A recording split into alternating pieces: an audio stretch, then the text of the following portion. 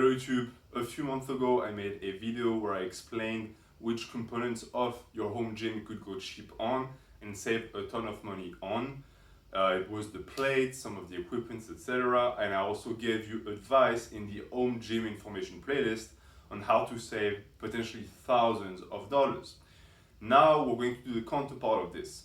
Which aspects of the gym, which pieces of equipment you need to go highest quality possible on for your own gains, but also for your financial security and potential long-term recovery of investment. The number one thing, barbells. Do not buy cheap bars. Cheap bars are going to hurt your gains because they're going to make your training much more complicated. They are usually poor quality, they have a poor grip to them, and they also are much easier to damage. If you buy a cheap bar off of Amazon for like 80 bucks, that thing is gonna bend because it has no rigidity. And when I mean bend, I mean that deadlifting with 300 pounds is going to bend it. And once it's bent, you can throw it in the garbage. I've also found that those cheap bars, the finish that they get is subpar and they are usually coated with oil, potentially because if they didn't do that and they shipped it to you, it would rust by the time it gets there, which also means that it's going to be messy and it's going to require so much energy and time for you to maintain it so that it doesn't rust away. A good quality barbell, especially if it's stainless, requires zero upkeep. You just have it, it sits in your gym, it can be in humid climate, it can be very cold, it can be very warm, it's going to stay the same forever.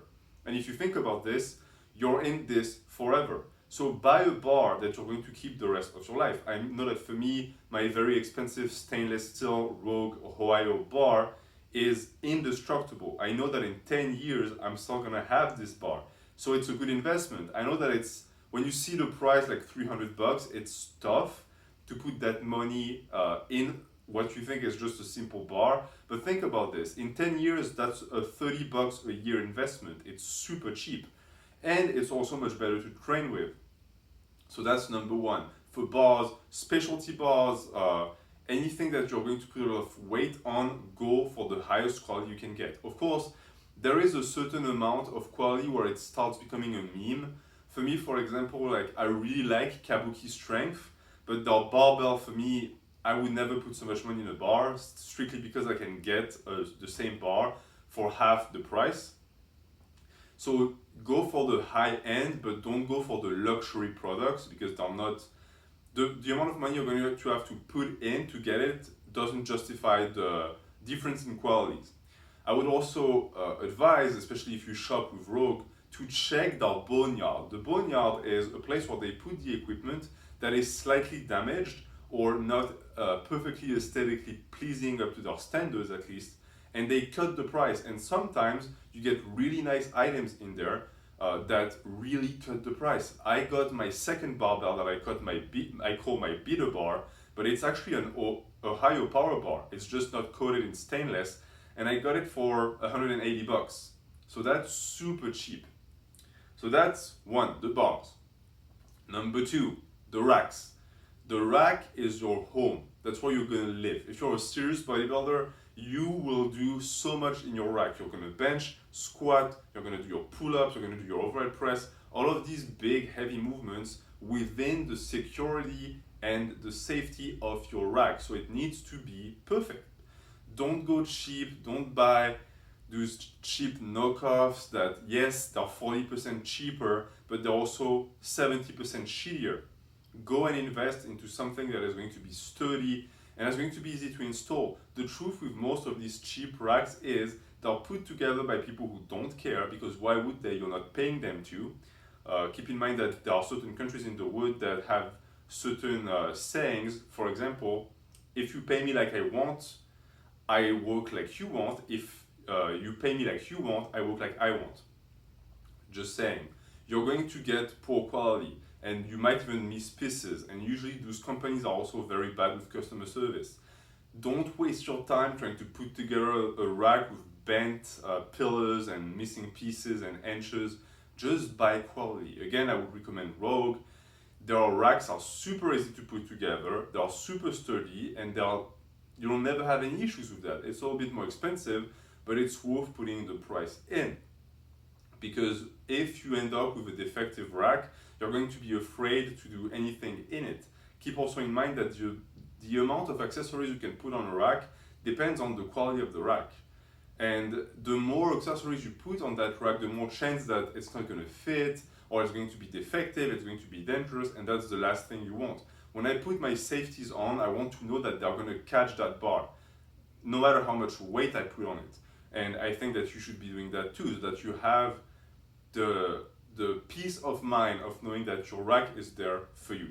So that's second thing, don't go cheap on your rack. Number 3, the platform. The platform is where you lift. If you lift in a garage like me, you're gonna need a platform. If you do pulls from the floor, and even if you do squats and deadlifts, because squatting and deadlifting and overhead pressing or stuff like that on concrete is not going to be conducive to progress. It's not going to be comfortable on your feet, ankles, and knees. And it's also going to be a potential risk because if you drop that bar, it's dropping on concrete.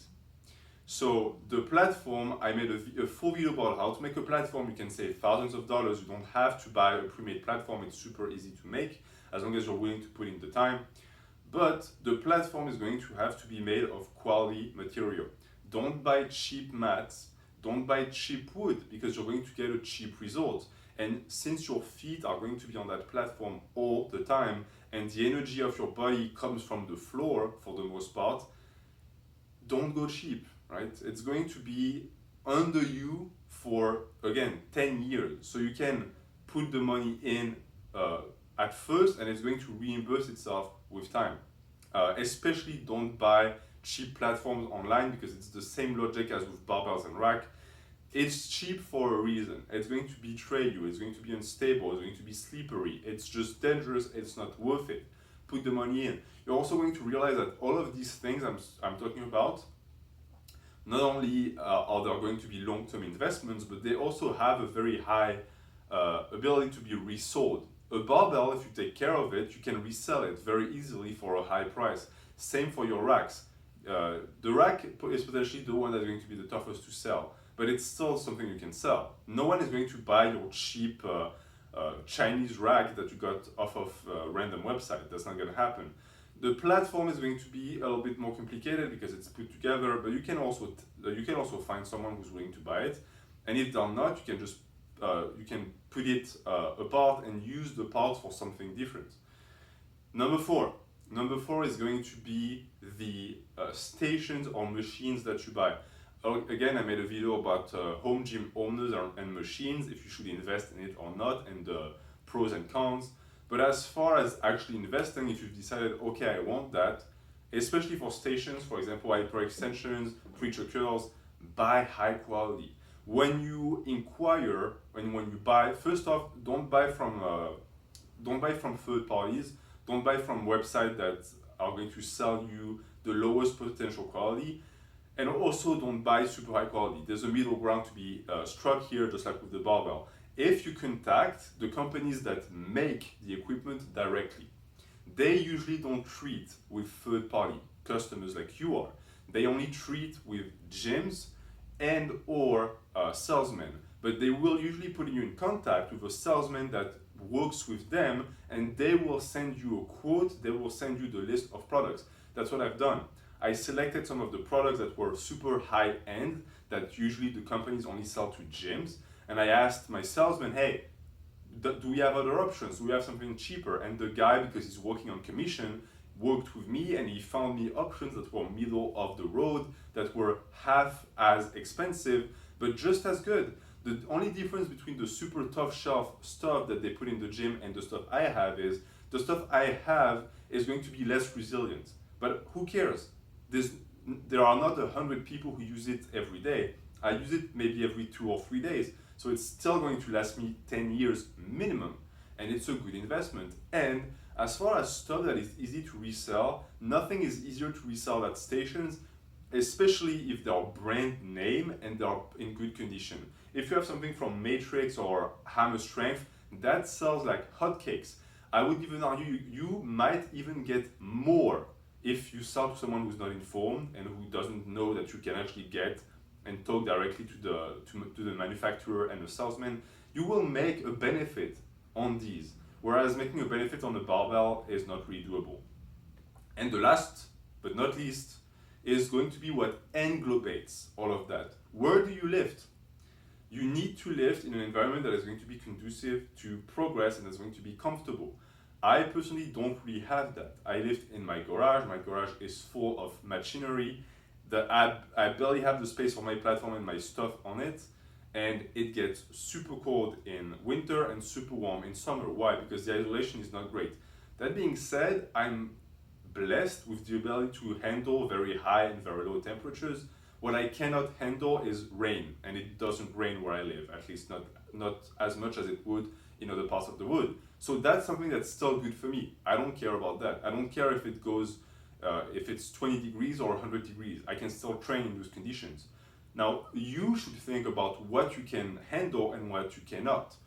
You have to invest into an environment that is going to be something that is going to make the gym a place where you want to go and you want to train hard.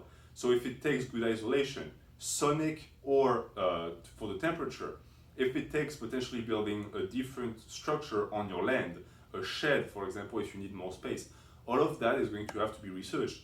Don't just pick a random spot in the house and make a gym, because the place of the gym is going to be very important. And if you rush, like so many people do, and you don't prepare the location of the gym, which I speak about in the How to Make an Olympic Platform video in the playlist, you're going to have bad surprises. And once everything is set up, moving everything is going to be a nightmare.